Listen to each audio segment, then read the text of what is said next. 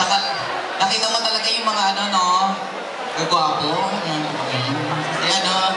Sige. So this time, para maging masaya ang ating kabilala, of course, tawagin natin ang leader, the freestyler to give us a very special message for everyone. Tawagin natin si Kuya J-Bon. Palakpakan natin, J-Bon.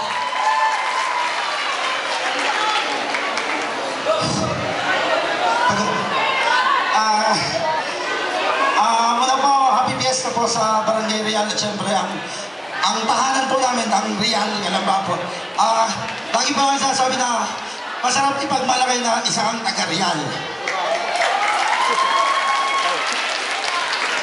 Tsaka, hindi po magiging posible itong gabing to, syempre, kundi po dahil sa mahal nating Kapitan J.R. Morales, tsaka po sa gudyang barangay po, napakalaki ng tinulong po nila sa akin. Ayun, tsaka yung grupo po namin ngayon lang ulit nakita-kita sa loob ng 10 taon po yata, di ba? Ang dami na po, si Carl, yun na po ulit namin nakasama. Dito na po nangyari ito sa atin sa Barangay Real po.